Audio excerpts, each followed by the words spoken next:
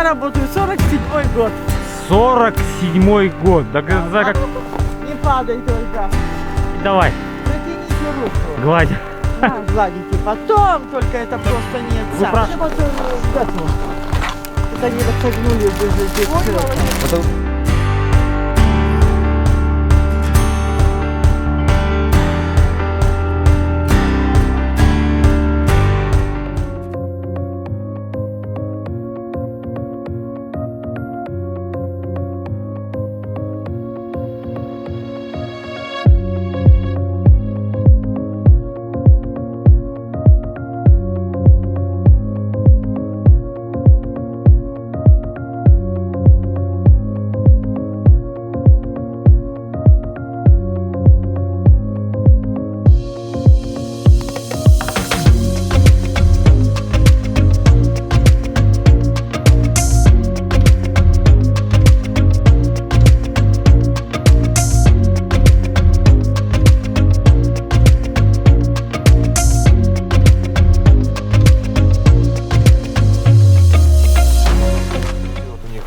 эти шрамы. По-моему, они друг друга бьются. Ага.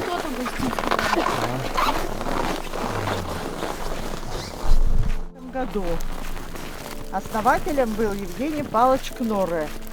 Когда ферму открывали, хотели сделать из лося домашнее специализированное животное для нашей местности.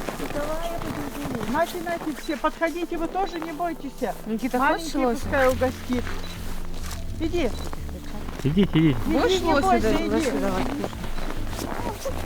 Дырочку туда пихайте. Это лосю дашь. Укусить она не появляются в журналах статьи, что у лося 32 зуба и все находятся на нижней челюсти. Но это является брехибишаловкой, да? Конечно, я говорю, ребята, как же это самое могут все быть на нижней челюсти, чем же они будут жевать ветки? А ветки у них основной корм.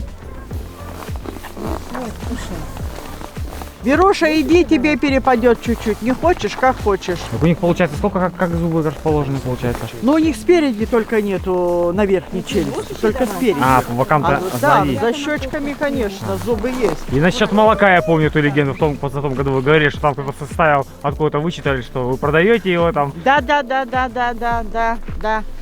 Сказали. Продаем мы по 1100 больше Но это все 1000. ложь, что да, У нас такое время было. Это было лет 12 назад. Ага. Вот тогда вот мы имели право еще продать. Дайте, угощайте его сама. Никит, будешь еще давать кушать? Я-то что буду? Тогда мы имели право и Подожди. угостить, Ты вот так возьми. и продать имели Вот так право. возьми. И у нас литр стоил 1100. Сейчас мы не имеем права не продать, в принципе, и не угостить. Прежде чем продать, нам надо сдать анализ молока и то есть анализ так крови. просто, Да, лосихи. Вот. Если, значит, молоко мы Бери еще у можем тети сдать, то морковку крови еще у дашь. нас нет специалиста взять кровь. Но если, конечно, сильная необходимость, мы, конечно, можем пригласить и из ветслужбы, да. Но у нас не столько много молока доят лосихи, чтобы мы его продавали. У нас все молоко идет на выпайку лосятам. Пускай дети получают мамкино молоко будут. Вот, Нате, угощайте, пришла еще. Этой вот Веруше 7,5 лет.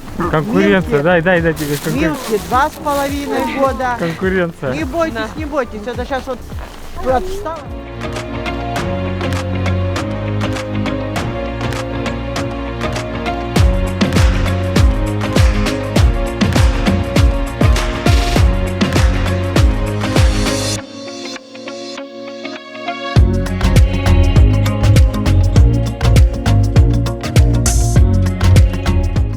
Первая в мире лосиферма была организована 22 апреля 1949 года постановлением Совета министров РСФСР при Печоро-Илжском заповеднике.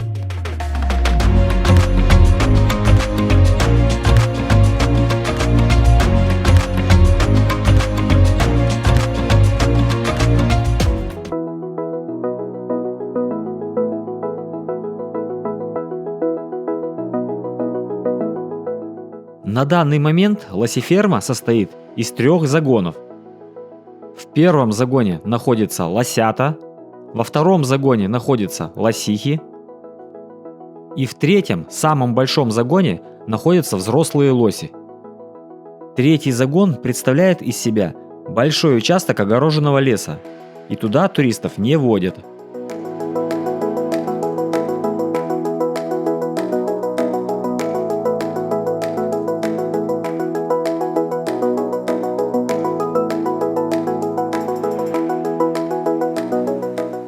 На момент посещения нами лосифермы в загоне для лосих было 2 лосихи, а в загоне для лосят 3 полуторагодовалых лосенка.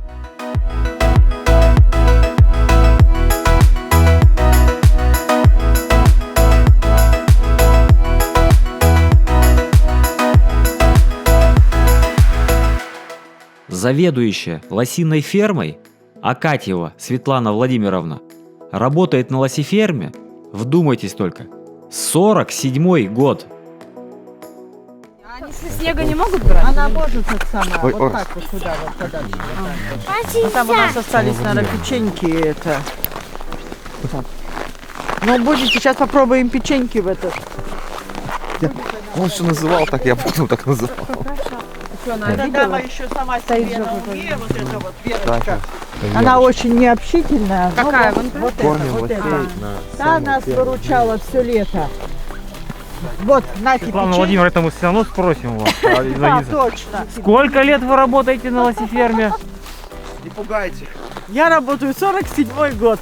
47-й год. Да, как Майя- труженик труда на одном месте и на таком объекте уже нас должны, не знаю, грантами там, правительственными там Ну, выделять с России. Награды есть правительственные, хватит значка. Значок Ну гранат. да, Это 47-й год, не конечно. это все главное. Нет, это Абсолютно понятно. не награды, Ну ничего душу в вас совершенно. вкладывали, сколько лет, значит. Просто когда ты на своем месте, то это По душе. совершенно другое, да. Когда тебе не безразлично абсолютно каждый лось, и когда лосята маленькие болеют, и да хоть и взрослые лосихи, за все переживаешь. А печеньку можно За взять, да? всё. Да, да, да, да, берите это самое. Через себя пропускаете. Конечно, это очень тяжело иной раз. Но с другой стороны, они же немало радости приносят, эти ребята. Так Да что- видите, достаточно известный объект, как бы, ну, если, повторюсь, я в прошлый раз говорю, дорога бы оставляет желать лучшего, если летом сюда приезжать, Но потому что на летом легковой в не смысле- проедешь.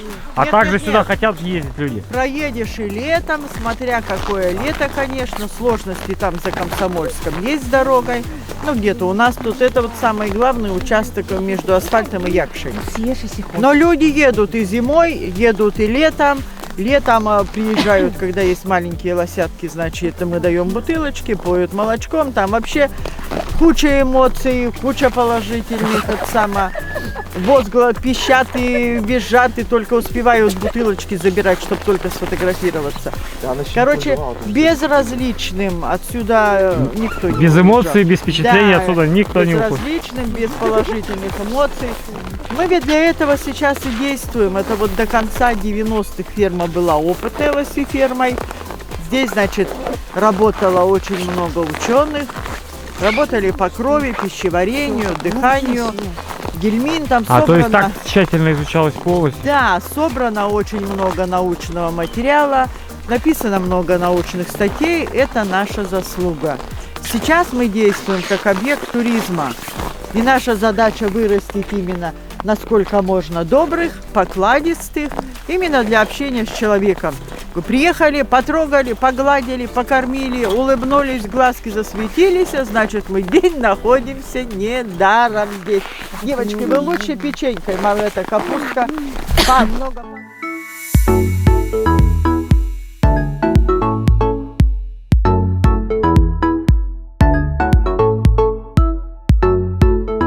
Это социализация, если я правильно понимаю, поэтому и происходит контакт. Кормежка маленьких лосей, потому что идет социализация животного уже в взрослом состоянии, он реагирует на человека, я так думаю, уже более, ну как сказать, не агрессивно, который лось вообще, который до этого не контактировал с человеком. Но совсем агрессивных у нас нету. Агрессивные только самцы во время гона. Это друзья очень опасные, совершенно безбашенные абсолютно. очень агрессивные и опасные очень для человека. Вот поэтому, значит, у нас зиму взрослые лосихи, значит, живут в лесу в загоне.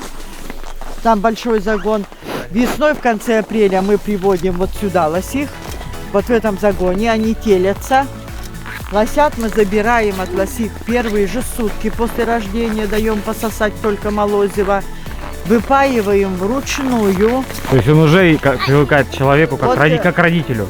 Да, значит, первые сутки еще почему? Чтобы мамка не привыкла, она потом плохо дает, доится, капризничает. Чтобы лосенок не привык сильно к мамке, потом его сложно напоить первый раз из соски. И если оставить лосенка совсем под мамкой, да, не забрать его, то без общения с человеком вырастает дикий лосенок.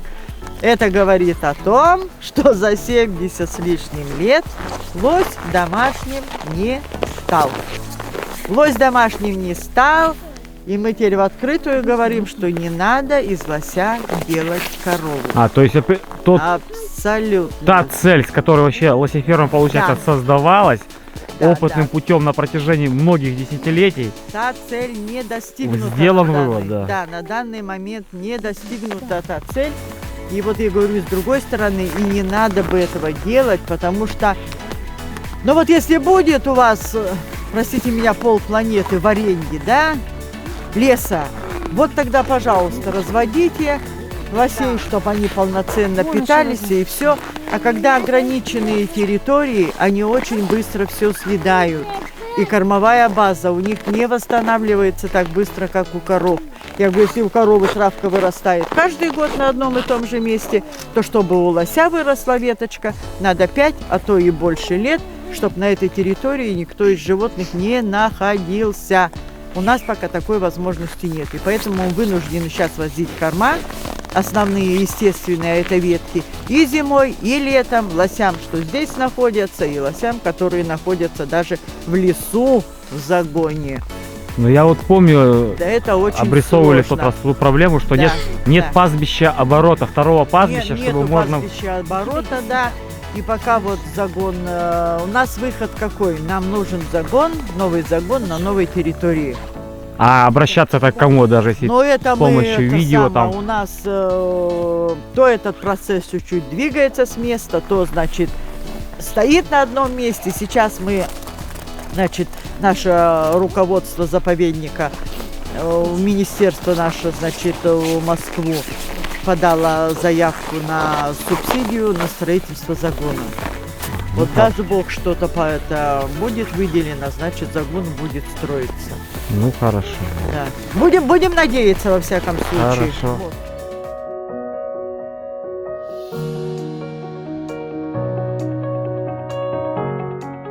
Лосиная ферма и музей природы находятся на центральной усадьбе заповедника в поселке Якша. Поселок находится в Троицко-Печорском районе Республики Коми, в 126 километров от райцентра, на берегу реки Печора, в месте впадения в нее ручьев Якша и Кирша.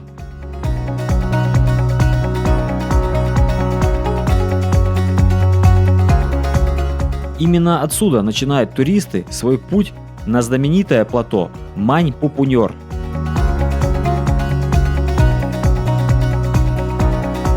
Мань-Пупуньор, столбы выветривания, это одно из 7 чудес России. Поселок Якша разделен рекой Печорой на 2 части. Это основная часть поселка. Здесь расположены школа, администрация и другая инфраструктура. А здесь расположены музей и гостиница Печора-Илычского заповедника. А лосеферма находится вот здесь. Итак, как добраться до лосефермы? Вы приезжаете в поселок вот отсюда, едете прямо, поселок остается слева. Поворачиваете налево. И дальше по указателям приезжайте прямо на лосеферму. Здесь и находятся 2 загона. Загон для лосят и загон для лосих. Зимой от лосефермы пешком по ледовой переправе можно сразу перейти на другую часть поселка.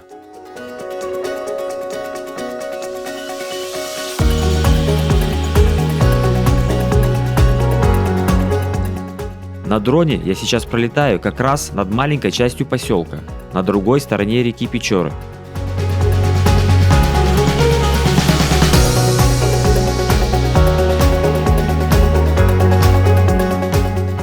Если вы захотите проехать в другую часть поселка на машине, то ледовая переправа находится вот здесь, в основной части поселка.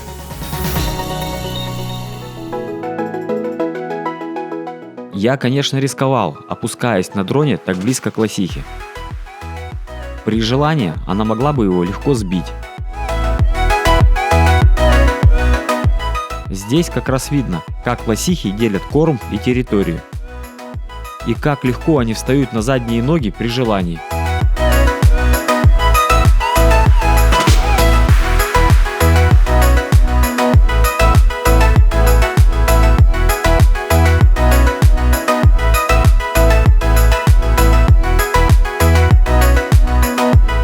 Они доятся. Где доим, я покажу. Там в этом, значит, станке.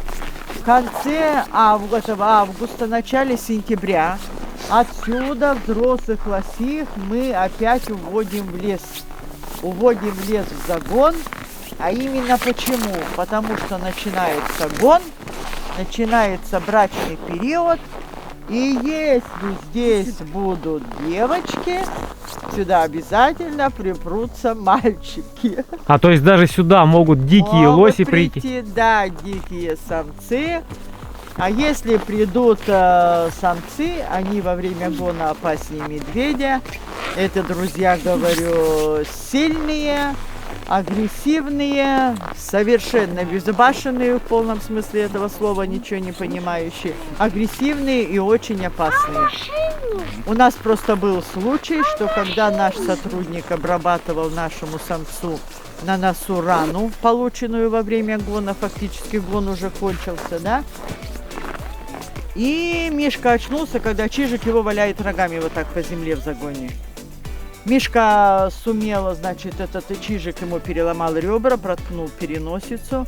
Мишка сумел вылезти из загона, самец продолжал свое дело. Он дальше ломал загон, и другого выхода, как отстрелять самца, просто-напросто больше не было. И они вот такое вот творят во время гона раз от раза. Причем, если есть домашние самцы, да, то они в 2-3 раза опаснее, чем дикие самцы.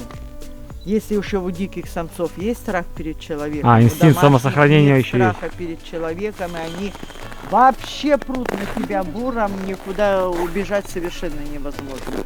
Во как. Ну где там ребята еще идут, пойдем в этот.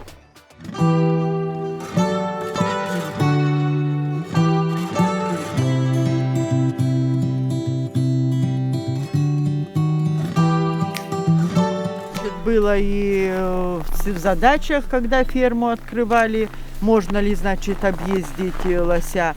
Да, это было сделано, на лосях, значит, их тренировали, на лосях ездили и верхом, и перевозили грузы, и в санях.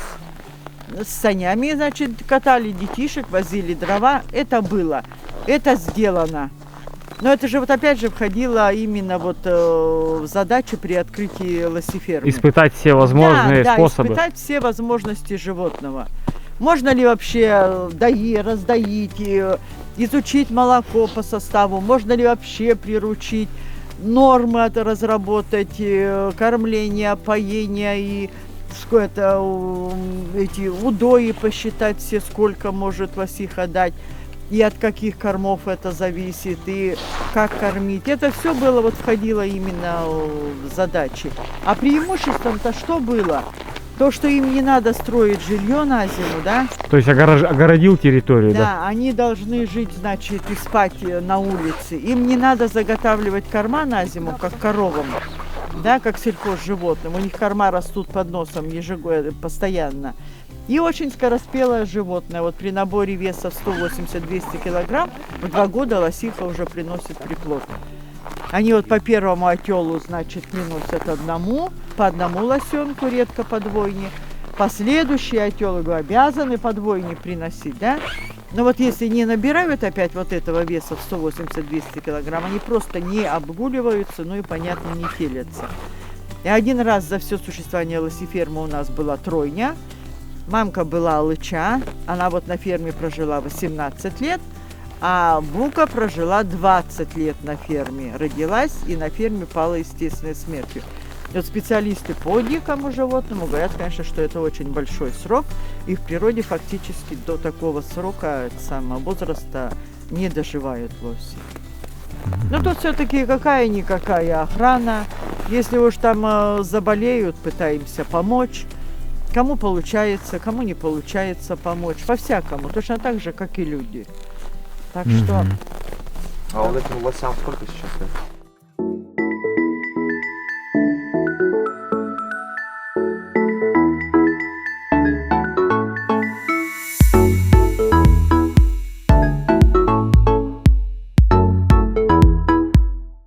Верочка, да? Это Верочка, а вторая Милка. Ну, Верочка это у нас дама своенравная такая, она, говорю, самая бесполезная лосиха у нас на ферме. Ей вот 7,5 лет, она у нас 2 раза телилась, ни одного года не доилась, потому что мы не смогли просто-напросто ее раздоить. Она у нас такую войну устроила в станке, что мы оттуда бежали все кто куда. Бывает такое, что не каждую лосиху можно Свой раздоить. характер, да, у В каждого загонах животного. она жить не хочет. Как лето наступает, она выпрыгивает из загона, пасется на воле. Значит, осенью или медведи пригоняют, или становится голодно, она приходит сама. Слава богу, что она еще никому не попалась, как говорится. Охотникам. Охотников, да, потому что этим совершенно не брезгуют наши охотники. И у нас с момента образования лосифермы более 650 животных на ферме пожило, побывало, да. Большая часть, конечно, на ферме родилась, привозили и дикими. Так вот, более 60% это только то, что мы знаем, да, погибли именно от рук человека. Так вот, пускай, а если докопаться до истины, там будут куда больше. Так вот, говорю, пускай хотя бы у одного из 100, кто у нас побывает, да, в мозгах что-то щелкнет, что хоть капельку надо сохранять еще то, что есть, да, на земле, то мы находимся на своем месте. А у людей меняется мнение, правда, надолго ли, на коротко не скажу. Когда вот иной раз видишь, приезжает семья, мужчине по барабану, заходят к лосятам, когда там эти друзья, значит, толкаются, просят угощения, целуются, по карманам лазят лосята, да. Оттуда выходят другие мужчины с другими глазками, и они клянутся мне, что они больше лосей не стреляют. Я им говорю, ребята, охота была, охота есть, охота будет, это все естественно. Но когда вы стреляете наших, это не охота. Это убийство. Просто-напросто убийство, это варварство, это даже не знаешь, как назвать вот это вот. Животное доверяет же. Они очень доверчивые, они очень привязчивые. Вот люди спрашивают, смогут ли они выжить, если, значит, уйдут из загонов. Они прекрасно смогут выжить, если им не поможет не выжить человек. Вот в чем дело. Они, когда выходят из загонов, они идут к проезжим дорогам, выходят к людям, выходят за лаской, выходят за куском хлеба, а уезжают, простите меня, как правило, в багажнике. Вот так вот. Даже где-то в 60-х, 70-х, 80-х годах там нам всегда люди сообщали, где видели наших животных. Могли мы, значит, возвращали, но не могли, всяко бывало. Ну а сейчас, если кто-то и скажет, то 1-2 человека от силы. Так что это просто-напросто легкая добыча. Так вот, пускай люди чуть-чуть это подумают, что можно просто приехать порадоваться, а не именно убивать их. Ну у них же ошейники, да, получается? И ошейники, и отрезано.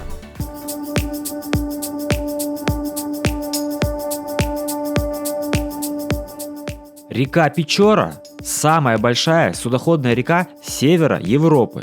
Ее еще называют самой дикой безлюдной рекой России. Это единственная река в Европе, какими были реки, когда человека на Земле не было. Длина реки составляет 1809 километров.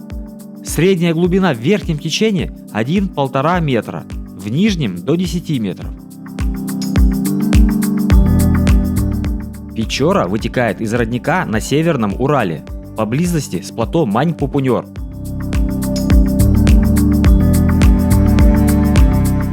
Протекает по территории двух регионов – Республики Коми и Ненецкого автономного округа. От истока до устья реки Уньи Печора имеет горный характер.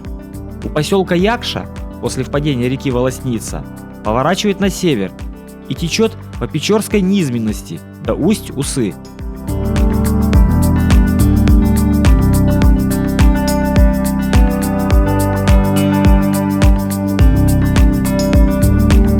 С ними находиться, потому что они съели, никто ничего не угощает, и они иной раз бывают ногой могут попросить угощения. Только не пугайтесь, я страха вам рассказывать не буду, я вам говорю просто-напросто меры предосторожности. Не, ну в интернете достаточно материала, Да. как они ударяют копытами, да. То есть Не это... наклоняйтесь, не пищите, не разбегайтесь, они будут заняты своим делом, а вы пофотографируетесь и выйдем оттуда. Это вот Потому- прошлогодние вот эти лосята такие здоровые. Когда мы в декабре были в Таким позатом году. лосятам 1,5 года. В прошлом году вот они поменьше. Мы Да. в позатом были в Да. декабре, получается. Позатом. Том был. Не в том, в 12 том году. месяцев назад, 13 месяцев назад. 13. Им 1,5, вот этим лосятам 1,5 года. Я Сейчас просто помню, они 2022, а мы были в 20-м декабре. Ну так Ну, растут чуть больше всё года. же. Здорово. больше с года. ума сойти. А почему у этого рога?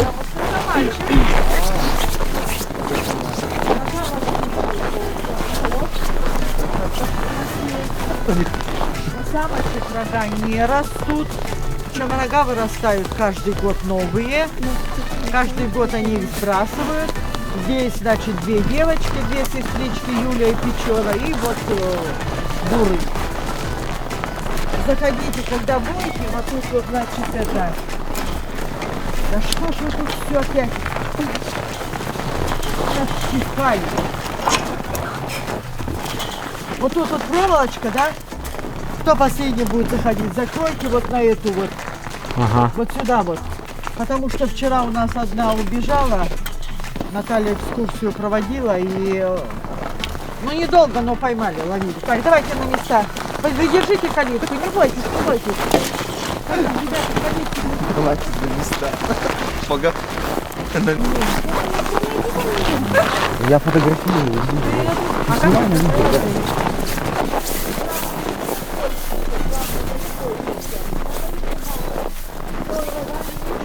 Не крадись, а наоборот подойди поближе. И повернись, чтобы тебя видно было. Таким лицом, ну. Не падай только. Когда ты вот волосы, как говорится, да, шерсть полая внутри, и поэтому вот они не замерзают в большие морозы. Юля, подходи, не бойся. Они надоели там. Давай, давай, Ну, давай. они еще там Давай, не гладь, ходят, гладь. главное. Она на меня смотрит. Да гладь давай. Что, да вы подойдите, а почему надо? Гладь давай. Протяните руку. Гладь. Глажу, глажу. Так, ну мы уже второй раз на лосеферму приезжаем. Приезжали мы в декабре 2020-го. Вот эти вот ребята, они были еще вот такие. А сейчас уже, видите, вот так какие уже. Хорошие так, ребята. так они себя дают гладить, только в тот момент, пока кушают. Как Нет, они, это дают гладить и потом, только это Только просто нет. выпрашивают кушать. И вот Да, они стоят да, рисковать. потом конечно. просто они то мордами толкаются, носами, то ногами просят, так что Ну это вот бычок. Как зовут его? это бурый Бурый, а и это две сестрички, Юля и Печора. Юля? Это Юля. Юля. как вы различаете, да? Ну, господи, как мы разные, точно так же и они разные. Абсолютно. Это вот как? Печеньки вам дадут там вот за забор. Только не бежите, просто идите спокойно и все. Пожалуйста. Вичкой почему по ушам? Потому что уши у них самое чувствительное место. Бурак, главное, не пищите, не убегайте. Так, ну что, ребята, покушали? Все.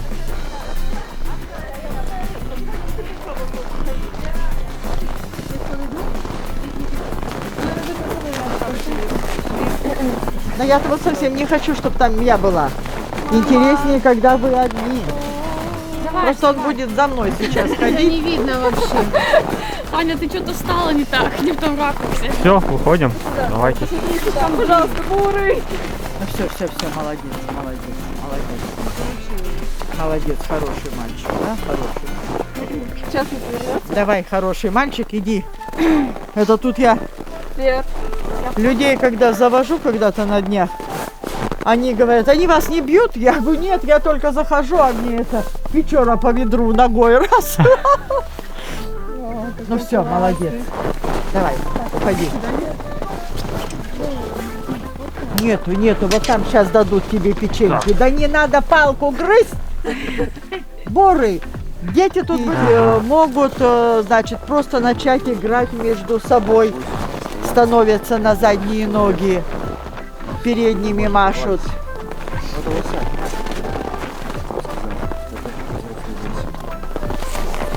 Ну, все, иди, сейчас дадут. Иди. Бурак, Всё. иди давай.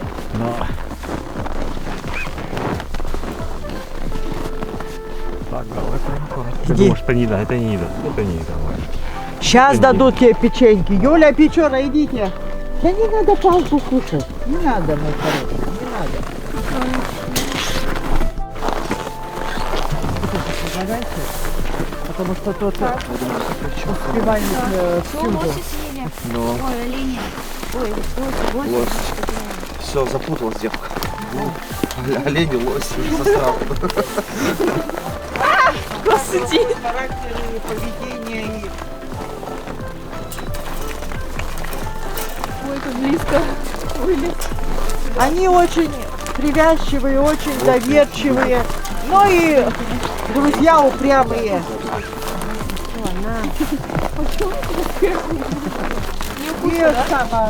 Не укусят. И вот чем вот этого. Вот они вот согнули здесь. Это.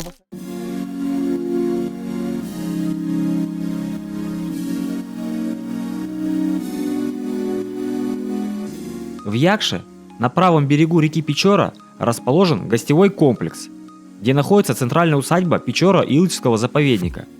Гостевой комплекс представляет собой двухэтажный комфортабельный дом, способный разместить 20 человек одновременно.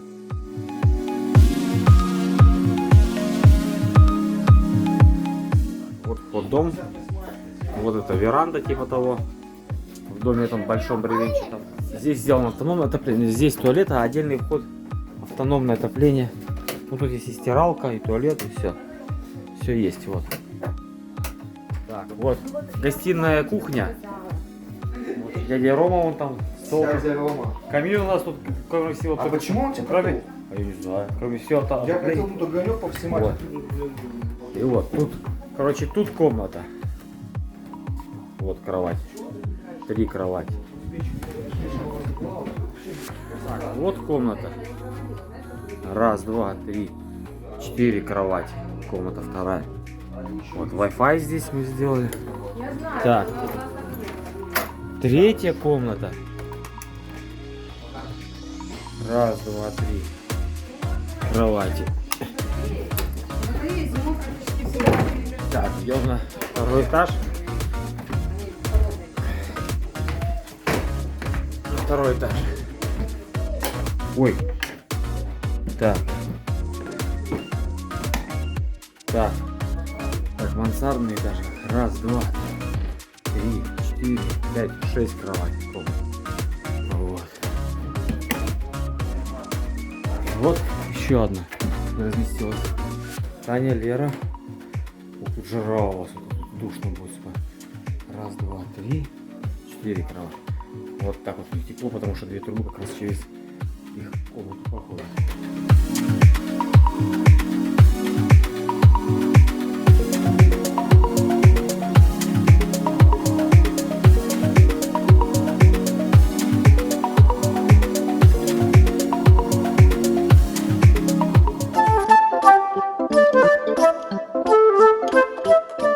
а мы по пути домой из гостевого дома решили еще раз заехать на лосеферму. У меня проснулся азарт, и я решил проверить, как близко можно подлететь на дроне к лосю.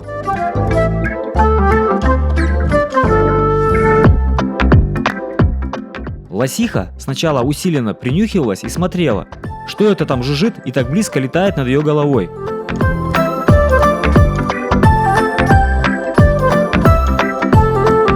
В конце концов, это ее сильно вывело из себя, и она попыталась сбить дрон. Мы решили не испытывать терпение лосихи и оставили ее в покое.